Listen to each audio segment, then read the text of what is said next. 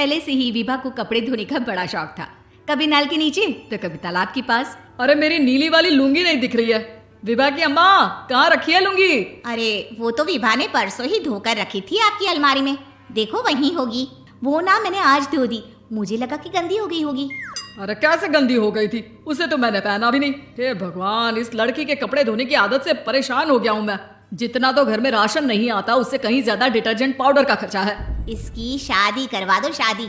जाए अपने घर में ही करे काम, फिर चाहे घर के कपड़े धोने हो या पूरे गांव के। हाँ ठीक बोल रही हूँ, देखता हूँ मैं कोई लड़का। वो दिन भी आ जाता है जब विभा को देखने लड़के वाले आ जाते हैं। लड़की मुझे अच्छी लगी। होने वाली सास कहती है, बेटी अगर कुछ पूछना है तो पूछ लो।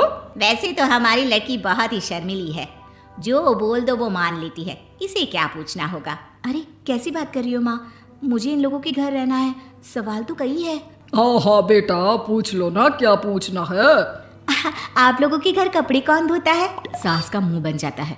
देखो अगर तुम ये कहना चाहती हो कि तुम्हें कपड़े धोने नहीं आते तो सुन लो, कपड़े मैं ही धोती हूँ, लेकिन तुम्हारे आ जाने के बाद मैं रुमाल तक नहीं धोऊंगी। अरे चुप रहना भाग्यवान, बहू बेचारी घर आई नहीं, उसे डराना शुरू कर दिया।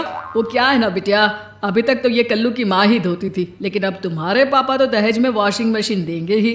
तभी विभा की माँ बोल पड़ती है, सवाल भी पूछा तो क्या। वैसे भाई साहब, मशीन की तो फिर भी कपड़े धोने की कैपेसिटी होती है। मतलब जो बिटिया दे रहे हैं ना विभा, इसे कपड़े धोने का बहुत शौक है। ये आप लोगों के क्या, आस पड़ोस गांव मोहल्ले सबके कपड़े धो दे और उफ तक ना करे। बाहर देखा नहीं आपने कितने कपड़े सूख रहे हैं? सब हमारी बिटिया ने ही तो धोए हैं। बस भी करो ना माँ, शर्म आ रही इतनी तारीफ सुनकर।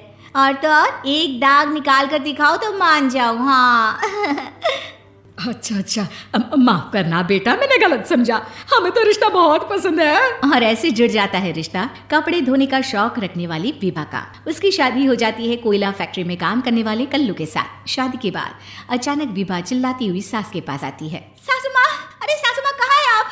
ये तो धोखा है, धोखा दिया आप लोगों ने मुझे। इसे ससुर के चक्कर के बारे में पता चल गया। अरे तो उसमें तुझे क्यों धोखा मिला है? अरे नल में पानी नहीं आता, कपड़े कैसे कब धुलेंगे? अच्छा तू पानी नहीं आ रहा उसकी बात कर रही है? तो आपने क्या सोचा? कुछ नहीं। अच्छा तेरी माँ ने कहा था कि कपड़े धोने का शौक है तुझे, याद आया मुझे। शौक शौक बोलकर कपड़े धोने वाले मेरे जुनून को कम ना आके सासू माँ, कपड़ा धोना मेरा गुरूर है। तभी पति भी वहाँ आ जाता है। अभी मैंने इसे सनी देओल की फिल्म दिखाई है, उसी के डायलॉग मार रही है माँ। अच्छा सुन, साफ साफ बता रही हूँ, पानी सुबह 4 से 6 और शाम को 10 से 12 आता है, समझी? विभा टाइमिंग सुनकर हैरान हो जाती है। ये क्या भूतों का मोहल्ला है? सुबह 4 बजे उठकर कौन कपड़े धोता है? 4 बजे टंकी में पानी जाता है, फिर सारा दिन धोना ना, किसने मना किया? अरे कैसे बात कर रही है? 200 लीटर की टंकी में कितने कपड़े धो लूंगी मैं, सुबह ही उठ जाऊंगी मैं। अब क्या था, विभा सुबह 4 से लेकर रात के 12 बजे तक कपड़े ही धोती रहती। एक रोज सास पड़ोस से निकलकर कहीं जा रही होती है कि साथ वाली कहती है, हाँ कल्लू की माँ, जरा ये बताओ कि 2 साड़ी है, 2 ब्लाउज और एक पेटीकोट और एक नाड़े वाला लंबा कच्छा। हाँ तो? अरे तो क्या, कितना लोगी धुलाई ये बताओ। धोबन दिख रहे हैं हम क्या? हमारे पति सरकारी नौकरी से अभी रिटायर हुए हैं और बेटा सुपरवाइजर है कोयला फैक्ट्री में। धोबन समझ रखा है हमें? हाय रे कल्लू की अम्मा, माफ कर दो, वो तो मोहल्ले में यही सब बता रहे थे कि तुमने बहू को कपड़ा धुलवाने के काम में लगा दिया है। सास को पड़ोसन की बात सुनकर गुस्सा आ जाता है। वो घर पहुंचती है जहां घर के बाहर ही इतने सारे कपड़े सूख रहे होते हैं जितने कि किसी धोबन के घर पर। अरे ओ कल्लू की दुल्हन, बाहर निकल। माँ जी यहीं आ जाओ, बाथरूम में चादर धो रहे हैं हम। अरे अभी हम धोते हैं, तुमको बाहर निकलो। ये आस पड़ोस वाले बोल रहे हैं कि हम बहू से कपड़े धुलवा कर उसे कपड़ा धोने वाली बना दिए हैं। अरे छोड़ो ना माँ जी, किन लोगों की बातों में आती हो? आस पास के लोगों का तो काम ही होता है कि वो किसी तरह सास बहू को लड़ा दे। बहू सारे घर के कपड़े धोती है, ये क्या कम है? बोलिए। सास को भी लग जाता है कि वो बहू का ये सनकीपन नहीं छुड़वा सकती, इससे अच्छा है कि खुद ही चुप हो जाए। एक रोज सास और बहू मंदिर जाते हैं, जहाँ सास की साड़ी वहाँ खड़ी भीख मांगने वाली से मिलती है। माँ जी क्या बात है, आपकी साड़ी उस भिखारन से कितनी मिल रही है ना? हाँ देखो तो दोनों की साड़ी मिल रही है। क्या बात है कल्लू की अम्मा, तुम खुद को तो अफसर की बीवी बताती हो और ऐसी सिंपल सी प्लेन साड़ी पहनकर घूमती हो। सिंपल और प्लेन नहीं है ये साड़ी। तो क्या सोने के धागे से फूल बने हैं?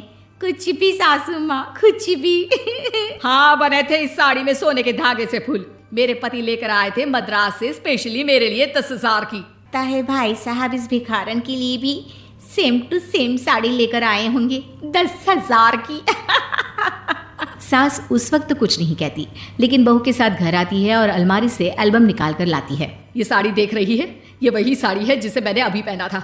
इस साड़ी में ये जो चमकदार फूल दिख रहे हैं ना, ये सोने के धागों से काटे गए हैं। लेकिन तू लोकल वॉशिंग मशीन ब्रश से घिस घिस कर सारे फूलों को निकाल कर साड़ी प्लेन कर दी। मुझे माफ कर दीजिए सासू माँ। और तो और, जब मैंने तुझे तेरी गलती के लिए कुछ नहीं कहा, लेकिन तूने तो सबके सामने मेरा मजाक ही बना दिया। क्यों? बहू को समझ में आ जाता है कि अब से उसका कपड़े धोना बंद।